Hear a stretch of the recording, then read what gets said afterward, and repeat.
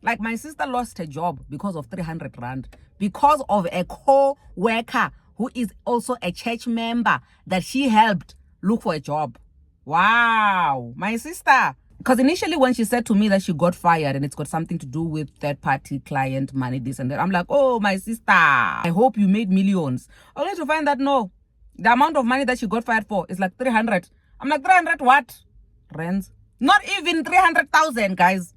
But somebody who's actually your fellow churchmate that you actually prayed for or prayed with for them to actually get that job interview at your job, and then after they get the job interview and they go up the ladder, they get you fired. How twisted is that? This is probably one of the reasons why people don't want to help other people look for jobs. You can't be going around wanting to be better than everybody. You can't be going around wanting to get everyone fired, because after they get fired, then what? You people who are working at that bank where my sister used to work, you need to know you are not safe. If this person can do something like this to a church mate,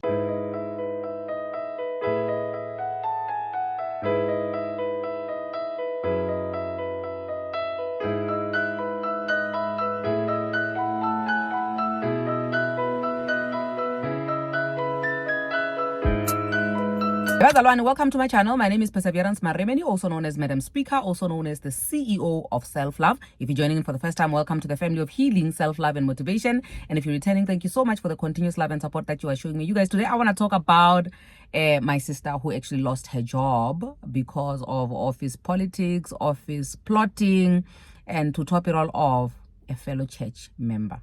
Obviously, I had to ask for permission from my sister before I could do this commentary, because I feel like it's too close to home, in as much as there's a lot of people who always say to me, can we talk about, toxicity in the working environment and that how that's affecting us, the witchcraft that's happening, how people are just so jealous of each other and whatnot. And I've been parking that. But now, because of what has happened to my sister, I feel like, okay, this is the best time for us to actually initiate this conversation.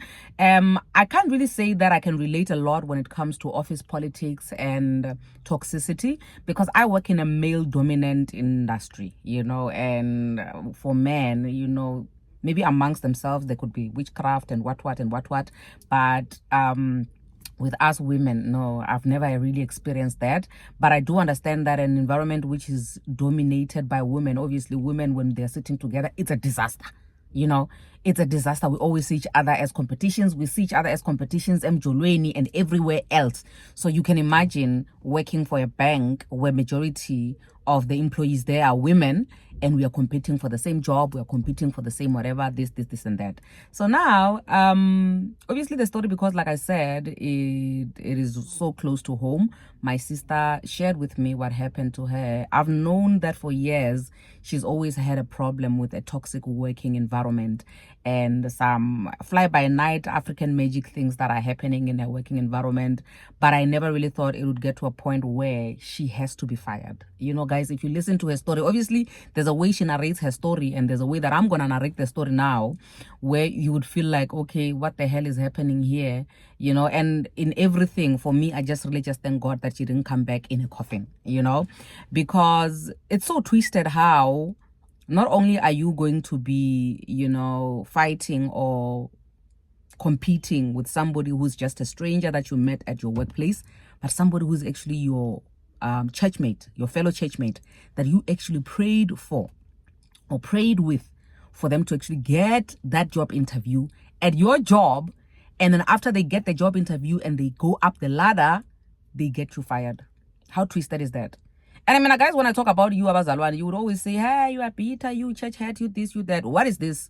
An entire churchmate will get you fired eventually. Like, if my sister knew when she was praying and helping this lady to get the job, that when she gets the job, years later, she's going to get her fired, she was not going to do it. But yeah, that's how evil people are. And I feel like more than anything, this should be an awareness video to say, what do you do when you are faced with a situation where, especially a churchmate, guys, it's so embarrassing.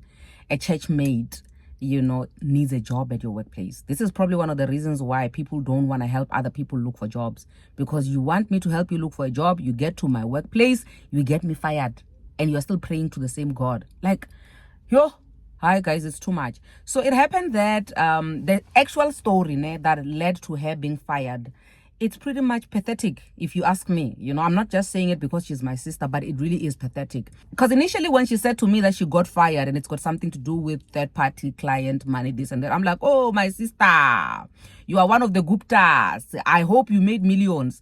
Only to find that no, the amount of money that she got fired for is like 300. I'm like, 300 what? Rands? Not even 300,000, guys. Like, my sister lost her job because of 300 rand, because of a co-worker who is also a church member that she helped look for a job. Wow, my sister.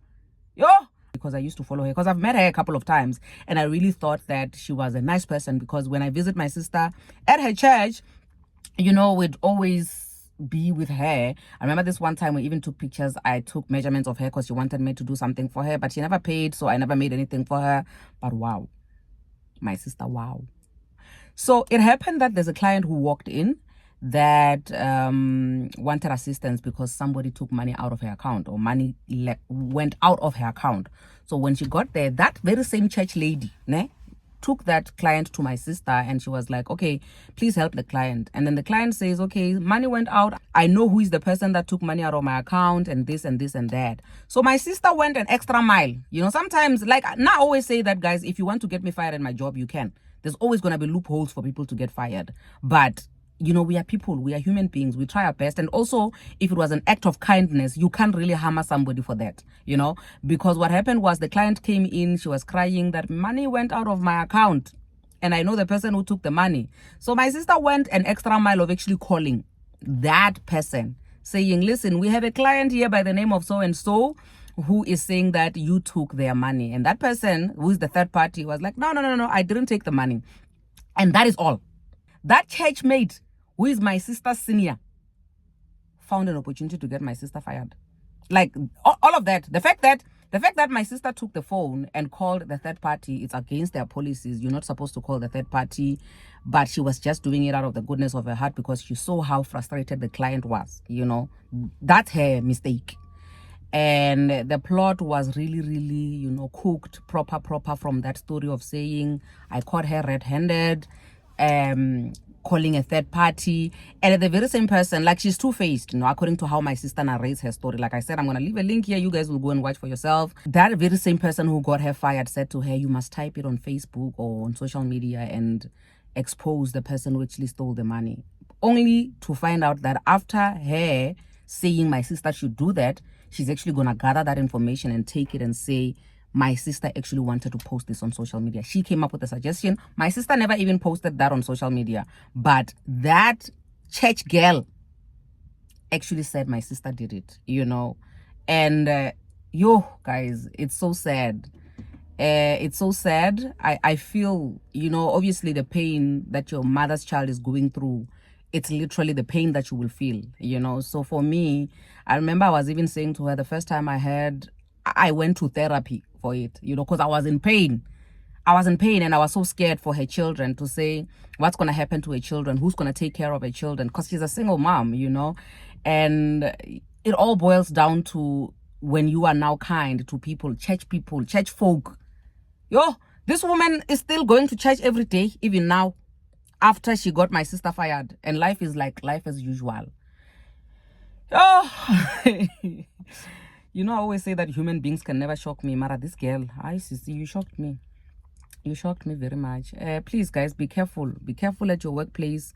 Not everybody loves you. Sometimes people are close to you because they want to be you. And for me, somehow, I feel like this thing of people being in competition with everybody and just wanting to be top and just wanting to be number one at everything and causing confusion and division amongst other people, it's a trauma response. You are really crying out for help. You need to heal that inner child. Something is wrong with you. You can't be going around wanting to be better than everybody. You can't be going around wanting to get everyone fired, because after they get fired, then what? You are moving on to the next victim. You people who are working at that bank where my sister used to work, you need to know you are not safe.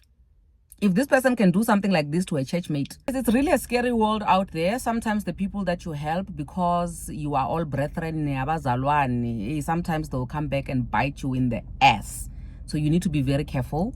And also remember that not all your co-workers are your friends, and not all your church mates are your friends. Guys, I'm so nervous for my sister, but I'm trusting God.